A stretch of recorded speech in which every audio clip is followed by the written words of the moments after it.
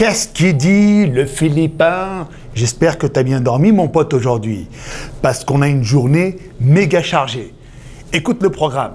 Là, je suis bien chaud. J'ai mangé mes œufs avec mes fruits. Tu sais ce que je t'avais montré dans l'épisode précédent, le petit déjeuner de l'hôtel. J'ai bien mangé. J'ai pris mon collagène, ma créatine, mes oméga 3, tous mes compléments alimentaires. Là, je suis méga chaud, mec. Ce qui veut dire qu'aujourd'hui, on va aller se faire une séance PEC. C'est la pectance aujourd'hui. Je vais envoyer 100 kilos, voire 120 kilos. Il faut choquer les Philippins. Parce qu'ici, de ce que j'ai pu voir, du moins pour le moment, le niveau en muscu n'est pas très élevé. Pour te dire, mec, je marche dans la rue, habillé de manière totalement normale, comme ceci. Il y a des mecs qui m'arrêtent et qui me disent « Oh man, you are big ». Je trouve cela très gratifiant, merci à eux. Donc je constate qu'ils n'ont pas trop l'habitude de voir des physiques musclés. Pourtant, moi je ne me trouve pas sensationnel, mais ma foi, ils ne sont pas indifférents face à mon physique. Ce qui veut dire qu'aujourd'hui, on va laisser faire une séance PEC. J'ai trouvé une salle pas loin là. Non seulement on va pouvoir constater un petit peu le niveau moyen des Philippins, et puis ça va me permettre également de mesurer un petit peu. Tu me connais, moi. On dit que dans la muscu, il ne faut pas se comparer aux autres. Ah, je m'en tape, l'ami. J'aime me comparer aux autres. C'est un peu ce qui définit la nature de l'homme, ça. T'es un peu en rivalité avec tes semblables dans la vie. On va pas se mentir. Il y a une meuf que tu veux séduire, ben, tu n'es pas le seul à vouloir séduire cette meuf. Il y a un poste à pourvoir dans une entreprise, tu n'es pas le seul à postuler. Et tu vas acheter un appartement, ben, tu n'es pas le seul à vouloir cet appartement. Tu sais, c'est une compétition constante un petit peu, la vie. Tu ne trouves pas ? Excuse-moi, je m'égare un petit peu. Donc, on va faire une petite séance de muscu, là, on va faire les pecs. Et puis juste après, j'aimerais te montrer un truc frappant dans cette ville. C'est le contraste entre les méga riches et les méga pauvres. Alors, on a déjà vu ça au Vietnam, mais là, c'est un niveau extrême. Écoute, j'ai vu des trucs, mon gars, mais qui m'ont traumatisé, j'en ai fait des cauchemars. Alors, je sais que je suis un mec rigolo, mais là, j'ai pas envie de rigoler, mon pote. Parce qu'ici, la condition humaine n'est pas respectée. Du moins, pas toujours. Et pas tout le monde. J'ai vu, mec, des choses horribles. Et j'aimerais te montrer cela. Alors, t'inquiète pas, tu ne vas pas avoir des images chocs, mais je veux te montrer que dans la même ville, tu as des gamins 5-6 ans, avec un œil crevé, une jambe pétée, qui dorment par terre sur un morceau de carton. Et dans le trottoir d'en face, tu as cet hôtel. Un hôtel magnifique, digne des USA, avec des portiques de sécurité, des gardes qui se tiennent comme ça, costard, cravate. T'arrives, tu vois le casse-dalle, c'est illimité. T'as toutes sortes de casse-dalle, c'est très riche en termes de nourriture. L'infrastructure également, regarde, c'est super bien. T'as la clim partout. Mec, tu claques des doigts, t'as 4 Philippins qui viennent vers toi. « Hello sir, how can I help you ?» Et tu dis, attends, ils mettent autant de moyens et d'humanité, de ressources dans un hôtel. Par contre, le gamin qui pète la dalle dehors, à qui il manque un œil, on s'en bat les couilles, on le laisse crever. Mais comment est-ce possible? Alors pour un Européen, c'est très choquant parce qu'en Europe, alors oui, il y a beaucoup d'inégalités aussi en Europe, mais pas de manière extrême comme ici. Je peux te certifier, mon gars, que Benji et moi, hier, on a été traumatisés. Et aujourd'hui, ce qu'on va faire, c'est aller dans le quartier riche pour que tu vois un petit peu comment se comportent les Philippins riches. Et puis, on va également faire un petit tour au quartier pauvre. Attention, mon gars, tu vas être choqué. Hein. Attention, mais il y a des limites, d'accord? Je respecte l'être humain. Ne t'imagine pas que je vais filmer un gamin en train de galérer dans la rue, ok? Je vais plutôt te montrer dans l'ensemble le quartier pauvre, comment il est, et le quartier riche. Parce que nous, on a vu des trucs, et je vais te dire un truc, hein, hier, ce qui s'est passé. Je suis allé dans un 7-Eleven, je m'achète un petit truc, je sors du magasin, alors tu sais, je vais te dire la vérité, je me suis acheté une petite glace. Je sors du magasin, oh, il y a un gamin, il avait 5-6 ans, il était drogué. C'est rigolo, mais c'est pas rigolo. Il secouait le palmar devant moi, gros. En fait, il avait la main dans le slibard. Alors c'est drôle, mais nous, ils sont cons là. Enfin, moi, j'ai eu peur. J'ai eu très peur parce qu'il me regarde, il secoue le palmar violemment. On aurait dit qu'il allait déchirer son froc tellement il y mettait de l'intensité. Il lui manquait un œil. Il devait avoir 9 ans.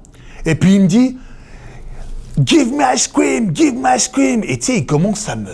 Tu sais, il vient vers moi, un peu de manière virulente. Alors, je ne vais pas te refaire la gestuelle, mais imagine un gamin de 9 ans en train de s'astiquer le palmar violemment, et avec l'autre main, il court vers toi, comme s'il voulait te griffer, enfin, comme s'il voulait attraper la glace, et un œil crevé. Imagine la scène de fou. Alors moi, je suis comme ça avec ma glace, putain, mon pote, je me suis fait victimiser. Ah, j'ai tapé un sprint. Et j'ai eu peur. Excuse-moi, peut-être que le gamin, il va me griffer, il va me refourguer une maladie. Peut-être que moi aussi, je vais perdre un œil par la suite, je ne sais pas. Tu sais, j'ai paniqué. Sur le coup, j'ai paniqué. Et avec Benji, mon pote, on a taillé, quoi. Tu vois, j'ai vu ça hier. C'était super traumatisant, j'en ai fait des cauchemars. En résumé, un gamin de 9 ans qui s'astique la nouille devant toi à travers son calbar, en y mettant une intensité colossale, il court vers toi avec un œil crevé, des ongles noirs comme ça, il était tout sale, hein, le mec. Hein. Et genre, il voulait attraper la glace. N'importe qui aurait eu peur. Voilà. Donc là, excuse-moi, j'ai trop parlé. Je prends mon sac à dos et puis on y va. On attaque la journée, les mecs.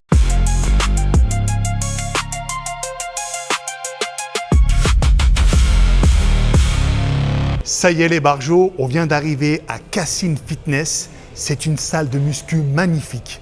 Tu vas voir tout à l'heure quand je vais m'entraîner, on va te faire des plans un petit peu de la salle, tu vas vriller. Pour moi, c'est l'une des plus belles salles de muscu que j'ai visitées de toute ma vie, de toute ma carrière. Et je pèse mes mots. Et puis en plus, mon pote, il y a du niveau. Hein. Ça n'a rien à voir avec la salle bien schlaguito d'hier. Oh, la salle était rincée, mais moi, je kiffe. Peut-être tu me connais. Moi, j'aime bien quand c'est rustique, quand c'est dur, quand ça pue. C'est un peu mon délire, tu vois. Et là, on est dans une salle qui n'a rien à voir. C'est l'extrême opposé. Pourtant, c'est dans la même ville. C'est ça. Manille, c'est vraiment la ville des opposés. Donc, ce qu'on fait, c'est que là, je m'entraîne. Après, je vais casse-dalle un coup. Cet après-midi, on va aller au bidonville dont je t'ai parlé ce matin. Et d'ailleurs, tu sais comment ils l'ont appelé, le bidonville? Donc, c'est là où il y a beaucoup de pauvreté. Happy Land. Oh, c'est sarcastique un petit peu, tu ne trouves pas? À mon avis, ils sont tous sauf happy là-bas. Mais bon, tu verras ça par toi-même. Et puis après, on reviendra dans le quartier chic de nuit. Tu verras, mec, ici, c'est magnifique. Ça n'a rien à voir avec le reste de Manille. En tout cas, de ce que j'ai vu, tu verras, c'est super beau, c'est très bien entretenu, l'architecture est excellente, mais pas de spoil. Je ne vais rien te dire. Ok? Je m'entraîne et puis après, on ira faire notre petit tour tranquillement. Big shot, poteau, ça te dit? Bob Distur, il y a ton père, non? Comme je t'ai dit tout à l'heure, on va faire les pectoraux aujourd'hui et devine quoi? Il y a du niveau. Hein. Là, j'ai vu, mec, derrière moi, il y a quand même de gros morceaux et t'as même des meufs qui ont un excellent niveau. C'est complètement dingue. Enfin, par rapport à la salle d'hier, pour moi, j'ai l'impression d'avoir changé de pays. On va les choquer, là. Les Philippins, les Philippines, t'inquiète pas, le Kurnaz est là, mon pote. Quand le Kurnaz est là, tu sais qu'il y a au moins une barre de 120 kilos qui va se faire soulever. Minimum. Allez, j'envoie mon petit scoop, mon poteau. Et puis c'est parti. C'est parti. Ils doivent me prendre pour un taré ici. Mais c'est ça qui est bon. On est des balécouilleurs ou pas? Rappelle-toi, il y a 10 ans, je t'ai présenté le balécouillisme. J'y adhère toujours, hein, et puis je le pratique au quotidien. Ça me rend extrêmement heureux. À la tienne.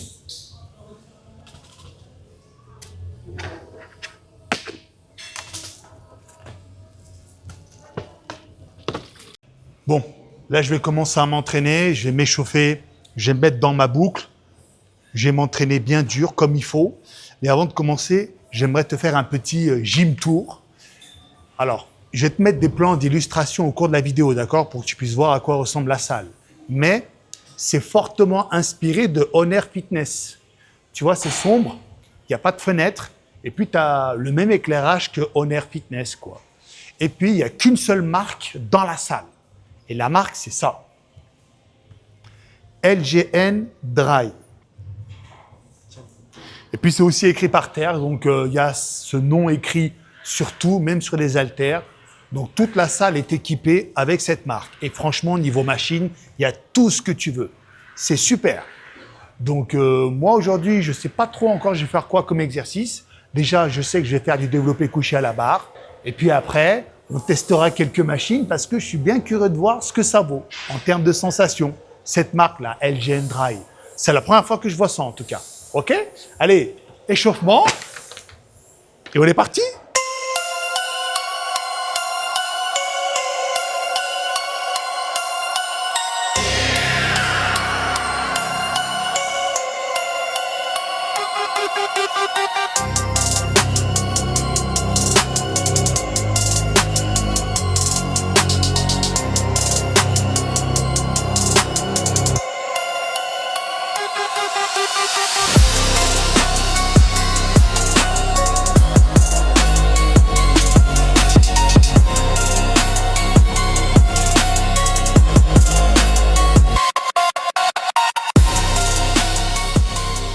Eh ben ça y est, mon con, je me suis échauffé pendant 20 minutes. Et là, je viens d'arriver à 110 kg au développé couché. C'est une charge que je maîtrise quand même, mais vu que je ne suis pas chez moi, avec le décalage horaire, la chaleur, l'humidité, j'ai peut-être chié dans la colle. On verra. Et si ça passe bien, on va mettre 120 kg, mon pote. Alors, je te dis, il y a d'excellents niveaux.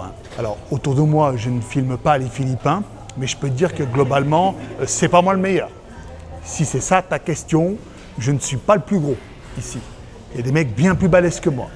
Tu vas peut-être les apercevoir, tu sais, quand tu vas tourner la caméra et tout, furtivement. Il y a quand même de gros morceaux là. Allez, on y va. Hoppa! Aïe! Oh. Un petit 110 kilos, monsieur Curnaze. Faut pas y craindre, bouc. Oui.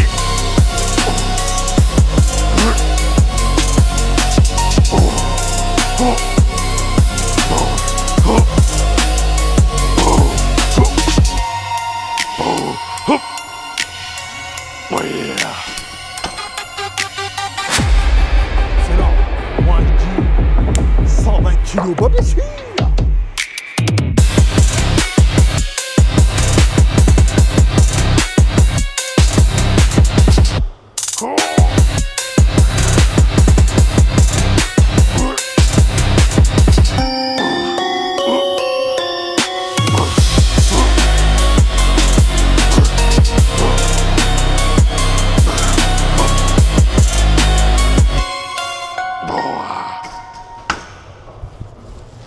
Alors tu remarqueras que j'ai pas mis les stop disques, ça c'est volontaire. Parce qu'en cas de problème, j'ai juste à pencher comme ça la barre, tout se casse la gueule, je la décharge et je peux la pousser tranquillement, tu vois. Oublie pas que je me suis déchiré le pectoral, même si c'est réparé à 100%, dans ma tête, c'est fragilisé. Je me dis qu'un nouvel accident peut arriver, donc maintenant je prends mes précautions. On passe au deuxième exercice. Alors je voulais faire cette machine. C'est une machine pour faire l'incliné, donc le haut des pecs.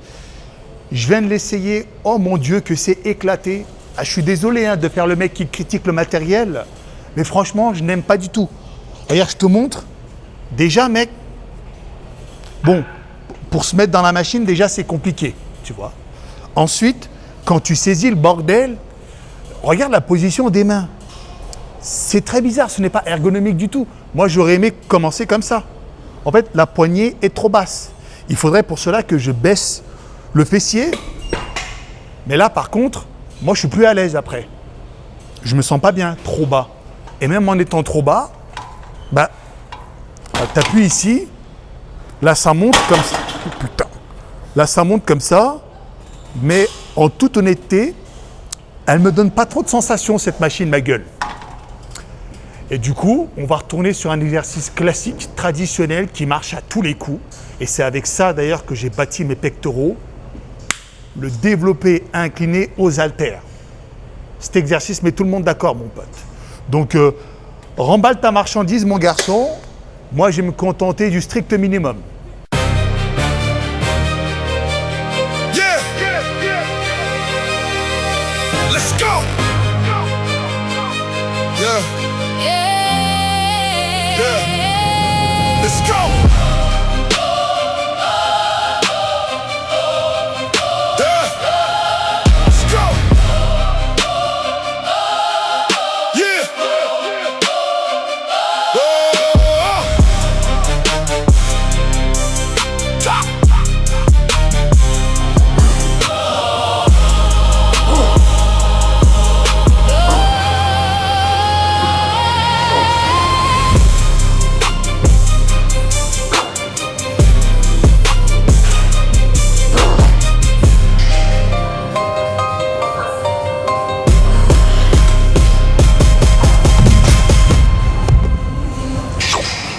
Tu sais, mon ami, la muscu, c'est vraiment magnifique.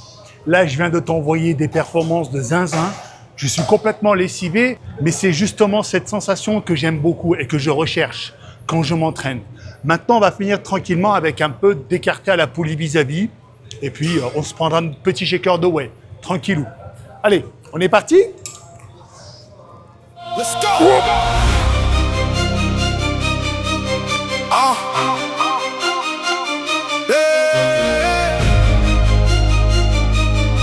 Let's go.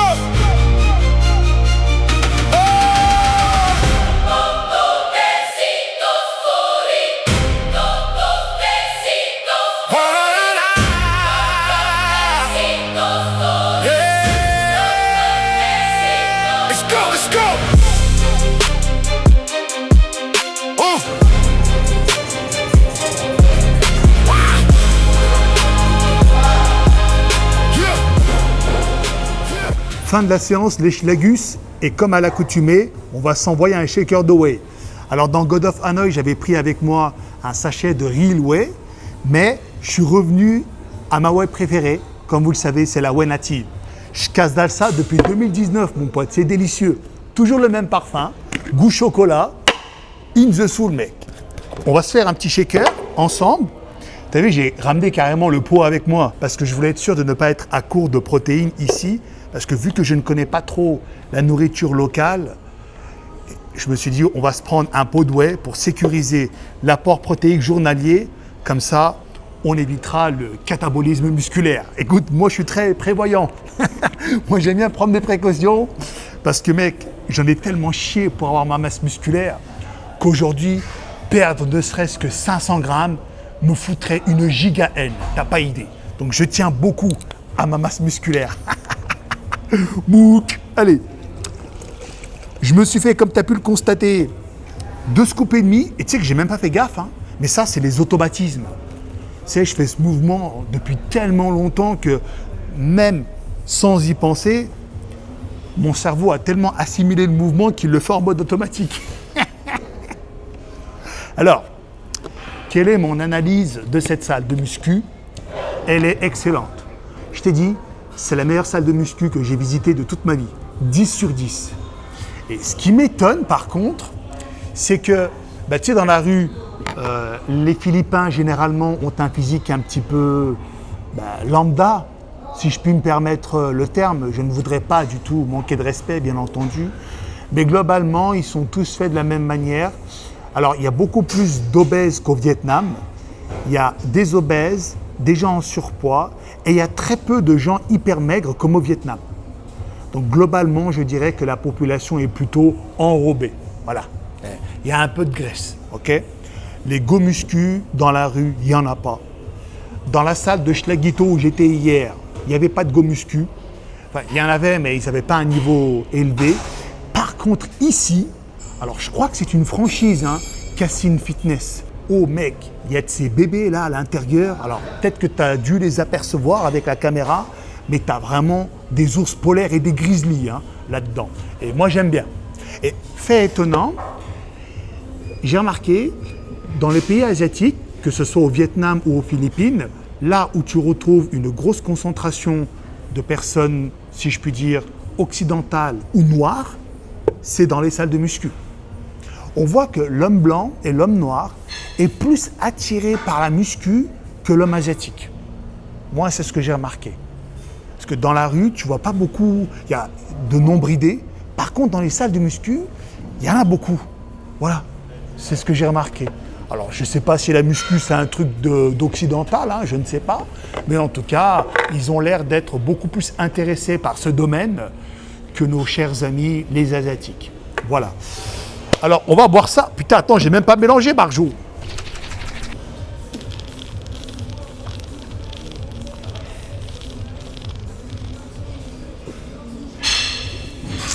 Ah. Ça fait du bien par où ça passe. Mais ça fait du bien par où ça sort aussi. On a tendance à l'oublier, celui-là. Mais c'est vrai, non, Barjo? Bien entendu, les gars, ça, vous le savez, mais je le répète pour les nouveaux arrivants, vous avez un code promo légendaire qui vous offre plein de réductions et plein de cadeaux sur le site prozis.com. Tu as juste à mettre mon code GOD10, donc ça se dit GOD10, pour avoir moins 10% minimum, plus des cadeaux, plus cumuler des points Prozis que tu peux échanger sur le site après pour avoir davantage de cadeaux. Donc surtout, n'hésite pas. GOD10, c'est valable toute l'année sur tous les articles. Il offre au minimum moins 10%, mais parfois les réductions peuvent monter jusqu'à moins 30%. À utiliser sans modération. Maintenant les potos, on va aller visiter 2 quartiers de Manille. On va d'abord aller à Happy Land, le bidonville où règne la pauvreté, malheureusement. Et puis après, on ira dans le quartier riche de Manille. Et vous allez voir, les mecs, que c'est le jour et la nuit. Tu ne peux pas te dire que ça, c'est dans la même ville. Et pourtant, si, ça l'est. Et comme je vous l'ai dit au début de cette vidéo, je n'ai pas envie d'instrumentaliser la misère humaine pour faire des vues. Donc je ne vais rien montrer de voyeurisme. On va rester digne quand même face à la misère humaine. Et je vais te montrer un petit peu les choses de manière superficielle pour que tu aies juste une idée de la misère dans laquelle ces pauvres gens vivent. Mec, ça me déchire le cœur. Par contre, les gars, ne soyez pas surpris si les images sont assez limitées. Happy Land est un quartier très pauvre et réputé pour être peu sûr. Par prudence, j'ai préféré éviter de sortir mon matériel et filmer ouvertement. Mais j'ai tout de même réussi à capturer quelques images discrètement. Et si vous souhaitez découvrir davantage cet endroit, je vous mets à l'écran une fiche qui vous redirigera vers un excellent reportage qui lui est consacré.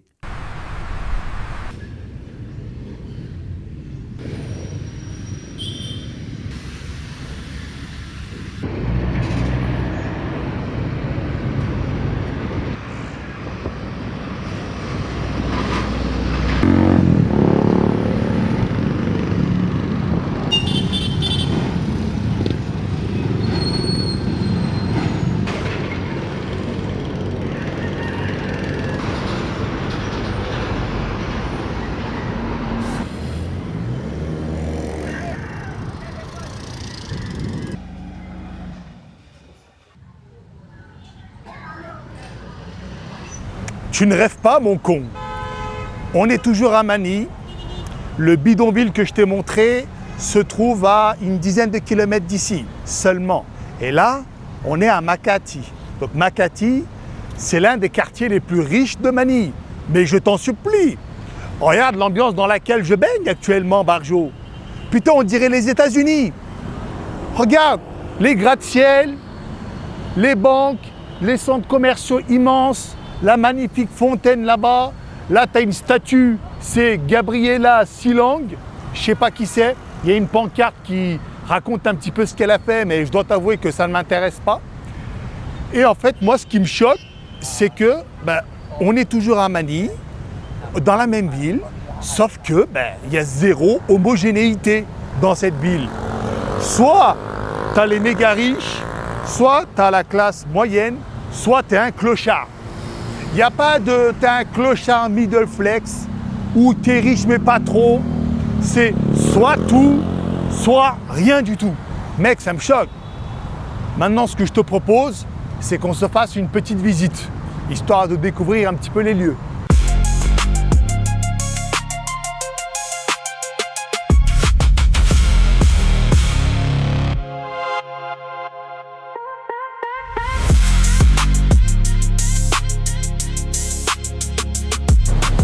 Alors, regardez ça les amis, ici, même en termes d'hygiène de vie, de comportement, les gens sont différents de notre quartier.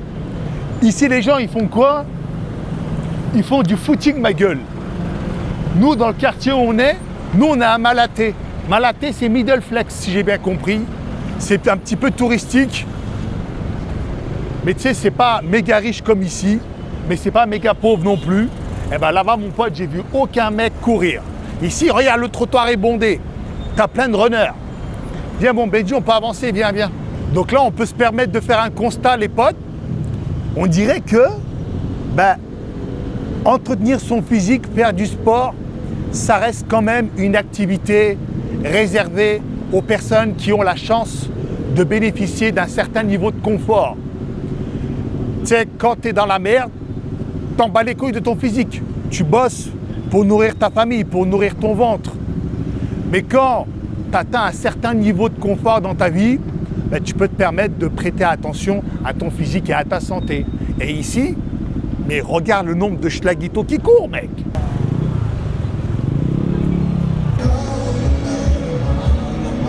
Alors les gars, vous remarquerez qu'il y a une grosse influence américaine, mais dites-vous que cet endroit appartient à 100% aux Philippines.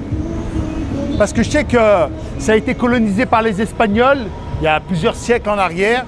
Et puis à un moment donné, tu as les Amerlocs qui se sont immiscés dans les affaires, je n'ai pas bien compris. Ils étaient un petit peu dans le bourbier aussi, les Amerlocs. De toute façon, les Américains ont été dans beaucoup d'endroits en Asie. Et puis c'est pour ça que ici, tout le monde parle anglais. Ça, c'est génial. Tu prends n'importe quel schlaguito, là, on va en prendre un, là. Hello, my friend. I have just a question. Do you speak English? No, sorry. You don't speak English? Yeah, I do. Okay, good. Yeah. I just wanted to know if you can speak English. That's it. J'ai demandé à ce mec, est-ce que tu parles anglais? Il me dit non. Je dis attends, tu parles pas anglais? Il me dit si, je parle anglais. Je dis bah voilà, c'est tout ce que je voulais savoir. Ouais, c'est dingue, hein? Mais attends, viens, Barjo, viens. Oh, il y a un mastodonte là. Oh, il y a un building. Alors, je sais pas combien de mètres il fait, mais je peux te garantir que dans la vraie vie, c'est méga impressionnant. Attends, c'est un truc de fou, hein? Tu passes du bidonville à ça en quelques minutes. Mon cerveau comprend pas ce qui se passe là, je te jure. Regarde ça, Barjo.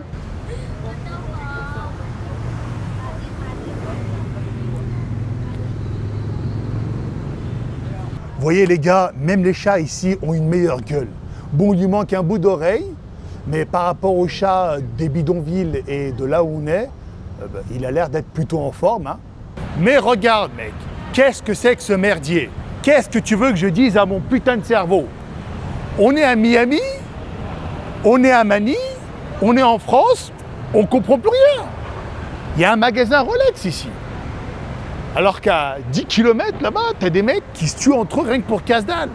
Truc de fou, mec.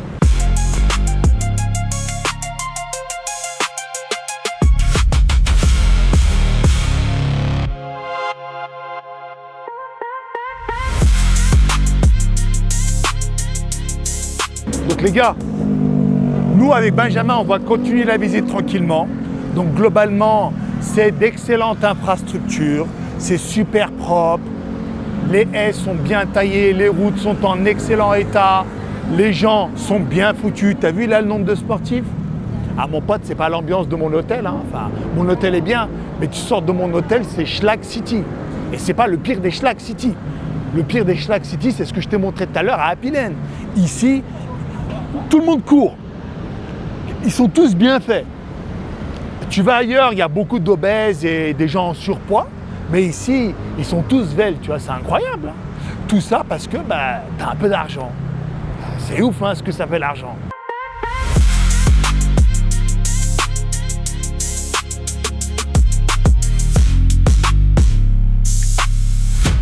Regardez ce qui se trouve derrière moi, les jobards. Une arche. Dans l'épisode précédent, quand je suis passé là en dessous de l'arche, ça a touché un peu. Là, à mon avis, ça devrait passer. On essaye? Allez, c'est parti. On arrive à l'heure du casse-dalle, l'un de mes moments préférés de la journée, les potos. Alors, j'ai pris du saumon avec du riz, des légumes. Et là, ils m'ont mis une sauce. Puis à côté, j'ai pris un truc qui, je pensais, allait être light, mais ça ne l'est pas vraiment. Alors, je vais dégager les chips. Et puis là, je vais manger le pain avec le thon et le frometon qui est au-dessus. Les gars, nous, on vous laisse là maintenant. Merci d'avoir regardé cet épisode jusqu'au bout.